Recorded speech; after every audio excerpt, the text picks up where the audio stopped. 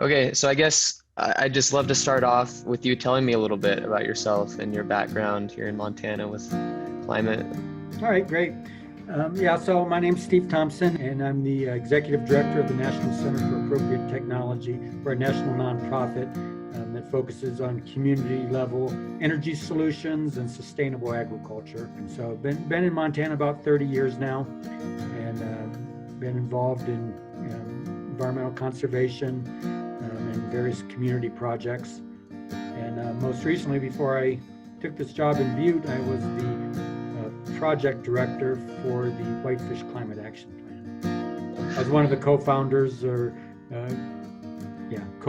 of the Climate Smart Montana, along with Paul LaChapelle at Montana State University. What do you believe is the best strategy for addressing climate change? Is it technology? Is it policy? Kind of a combination of different approaches? Well, the climate crisis is so serious and right upon us that all of the above is, we all can't do everything, but collectively we have to do everything. We've got to do as much as we can across all those sectors. I call it the niche theory of taking action. Everyone's got a role to play, and you sort of need to define your role, figure out where you can add value, and take that on, but recognize that that you're dealing with a piece of the puzzle, and to the extent that you are in communication with, or at least aware of, all of the other components out there of what people are working on, that's the best we can do.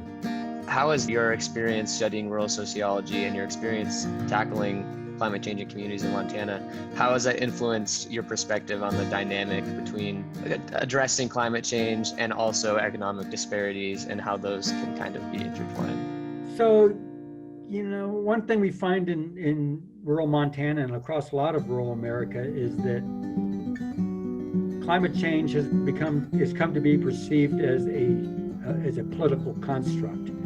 There's a lot of the political polarization we have in this country is impacting the conversations we absolutely have to have about climate change, to the point that a lot of folks say can't talk about climate change in rural America because it'll turn people off. They'll immediately stop listening, and that is a significant problem, because this is the biggest an existential threat, not only to our way of life, but to really the health and viability of our species over the next 100 years or so. And the inability to have adult conversations about this topic are problematic. So how do you address that in rural America? You focus on where you can find common ground. Like in Whitefish, when we were working on the Climate Action Plan, I did presentations and met with the Rotary Club and the Chamber of Commerce, which included people that were very not open to even talking about climate change. They'd never participated in a conversation about climate change. Nobody said, no, we used to have as much smoke back in the 70s as 80s as we do now. Nobody says that. Well, we don't have to talk about why that's happening, but we can talk about what we're going to do about it. And so that was a good way of engaging folks in that conversation. In terms of lower income people and folks that have economic problems, there's a great convergence of solutions that can serve folks like that. The cheapest way to have clean energy is to not use energy at all. So energy conservation, energy efficiency, which is something we really focus on here at NCAT. We do high-level energy audits and help retrofit buildings. That's saving money because it's money you're not spending on energy. This is not like it's only the elitists that care about climate change. This is something that is just a dollars and cents issue for a lot of Montanans. and it's good for the earth. But you don't lead it's good for the earth or good for future generations or good for the fate of humanity. You don't lead with that. And that's what I like about it too, is the idea that you can make it in people's interest to act in a sustainable way through technology that makes things cheaper. You spoke a little to this, but I guess why Montana? Well, Montana's my home, and this is wasn't born here, but I got here as fast as I could. I mean, I'm a hunter, so I think about elk, I think about grizzly bears, I think about all the critters out there, which is really the main reason I live in Montana, because I love wild nature. And it's fundamentally unfair if the actions that we take for our own personal interest end up driving grizzly bears or wolverines or cutthroat trout to extinction. So for me, it's really a question of morality. Are you optimistic about the future of your company, and I guess if we want to go greater scale, just of humanity in general? Well, as far as what NCAT does, yes, I am. I think what we do is very important, and it's a very exciting and very interesting job that I have, and I feel like I'm making a difference. And I think about the future of the world's going to be fine. I worry about a lot of critters. The rock is, right? Yeah, the rock will be fine. There's still going to be water, and I worry about nature, and I worry about humanity, and I'm not optimistic, I'll have to admit that. However, I would distinguish between optimism and hope.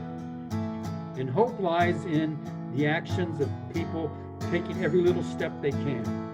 And we can individually and collectively make a difference. Climate change is not, climate disruption is no longer a hypothetical thing in the future. It's already happening. So we can't stop that, and we're not going to be able to reverse it. But what we can do is we can reduce the trajectory. Whatever we can do now, that's where the hope lies. I'm hopeful that people can make a difference, and that if I didn't have hope, I wouldn't be able to do this job. I work really hard every day, and that's driven by hope. I guess you could say that this is where my climate leadership journey started. Downtown Whitefish, Montana. Not as much snow on the ground as usual. And